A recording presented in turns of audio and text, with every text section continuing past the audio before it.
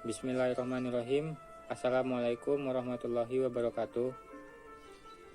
Alhamdulillahirabbil alamin wa bihi nasta'in wa ala umuri dunya waddin wa ala alihi washabihi ajmain. Amma ba'du. Puji syukur marilah kita panjatkan kehadirat Allah Subhanahu wa taala yang mana berkat rahmatnya kita masih diberi kesehatan baik jasmani maupun rohani. Selanjutnya, sholawat serta salam semoga selalu terlimpah curahkan kepada junjungan alam, yakni Nabi Muhammad SAW, yang kita nantikan syafaatnya di yaumil kiamah nanti. Amin ya rabbal alamin. Perkenalkan, nama saya Muhammad Rizky Firdaus dari kelompok 7, ingin menjelaskan tentang zakat 2. Yang pertama, harta yang wajib dizakati. Harta yang wajib dizakati yaitu hasil perdagangan. Besar zakatnya 2,5% dikeluarkan setelah dikurangi utang dan kerugian. Telah mencapai nisab 85 gram emas dan telah berusia 1 tahun haul. Yang kedua, hasil pertanian dan buah-buahan.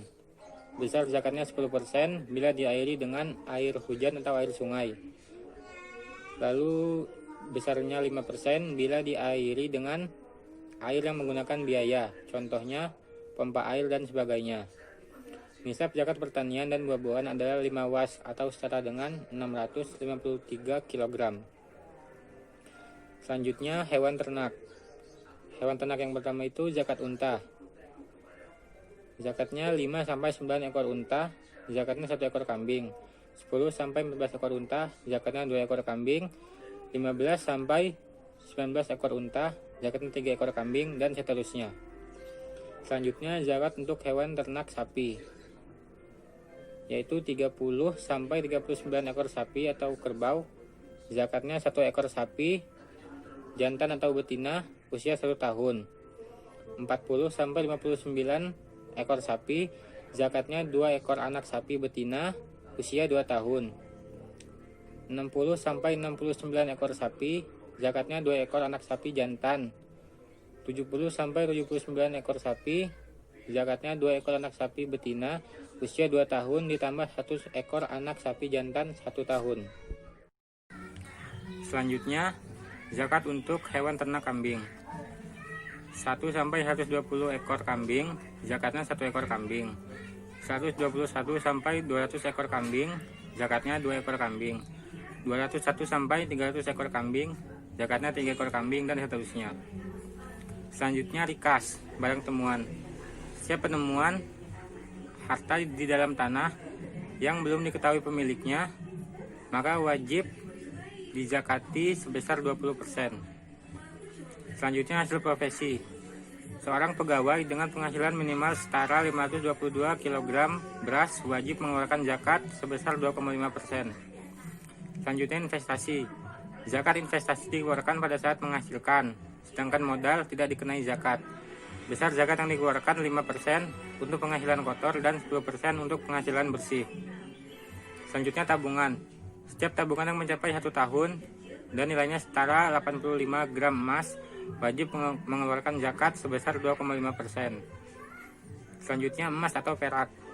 Setiap muslim yang memiliki emas atau perak selama 1 tahun dan nilainya sebesar 85 gram emas wajib mengeluarkan zakat sebesar 2,5%. Selanjutnya, zakat profesi. Zakat profesi dapat diartikan sebagai zakat harta yang dikeluarkan berdasarkan pendapatan yang didapatkan oleh seseorang dan hukumnya wajib dikeluarkan oleh umat muslim yang sudah mampu dan sudah memenuhi syarat. Selanjutnya, syarat sah mengeluarkan zakat profesi. 1. Harta dikuasai penuh. 2. Hartanya berkembang dan lebih dari kebutuhan pokok. 3. Mencapai nisab. 4. Bebas dari hutang. Selanjutnya, perhitungan zakat profesi. Perhitungan zakat profesi dibedakan menjadi 2 cara. Yang pertama, secara langsung. Zakat dihitung dari 2,5% dari penghasilan kotor secara langsung setelah penghasilan diterima. Metode ini lebih adil bagi mereka yang tidak mempunyai tanggungan. Yang kedua, setelah dipotong dengan kebutuhan pokok. Zakat dihitung 2,5% dari gaji setelah dipotong dengan kebutuhan pokok. Metode ini lebih adil bagi mereka yang mempunyai tanggungan.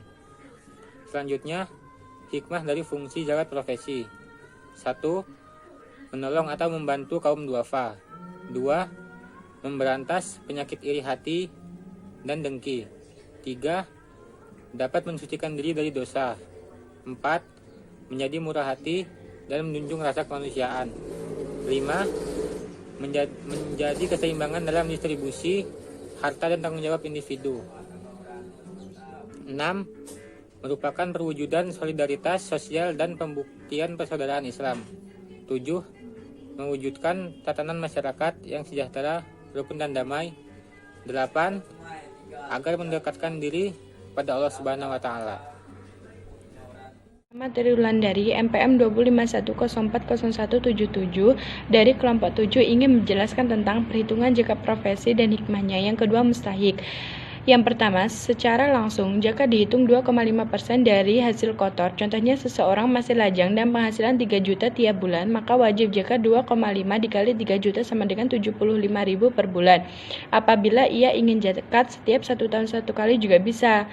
75 dikali 12 sama dengan 900 setiap tahunnya. Yang kedua, setelah dipotong dengan kebutuhan pokok, zakat dihitung 2,5% dari gaji. Setelah dipotong dengan kebutuhan pokok, metode ini lebih adil diterapkan oleh mereka yang sudah berkeluarga, yang sudah memiliki anak, yang sudah memiliki tanggungan terhadap orang lain. Contohnya, apabila ia memiliki gaji 3 juta setiap bulannya, pengeluaran ia tiap bulan 1,5 juta, maka wajib bayar zakat sebesar 2,5 dikali 3 juta dikurang 1,5 juta sama dengan 37.000 per bulan. Kenapa 3 juta dikurang 1,5 juta? Dikarenakan 3 juta adalah gaji ia setiap bulan dan 1,5 juta yaitu pengeluaran dia setiap bulan. Gaji dikurang pengeluaran dikali zakat. Hitungan zakat 2,5%. Yang kedua, saya akan menjelaskan tentang hikmah zakat profesi. Hikmah zakat profesi yang pertama adalah menolong atau membantu kaum duafa yang lemah dengan memberi sekadar untuk dapat memenuhi kebutuhan. Yang kedua, memberantas penyakit iri hati dan dengki dari orang di sekitarnya dengan kehidupan cukup. Yang ketiga, dapat mensucikan diri pribadi dari dosa dan menjadi murah hati dan peka terhadap rasa kemanusiaan serta mengurangi sifat bakhil atau serakah. Yang keempat, menjadi unsur penting dalam mewujudkan keseimbangan dalam distribusi harta dan keseimbangan tanggung jawab individu. Dan di sini saya akan menjelaskan tentang mustahik.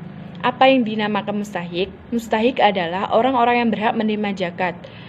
Ketentuan tentang siapa yang berhak menerima zakat telah diatur dalam Quran Surat At-Taubah ayat 9. Siapa saja orang yang berhak menerima zakat? Contohnya, fakir, miskin, kaum duafa, anak-anak yatim. Begitu penjelasan dari saya. Kurang dan lebihnya saya mohon maaf. Saya akhiri. Wassalamualaikum warahmatullahi wabarakatuh.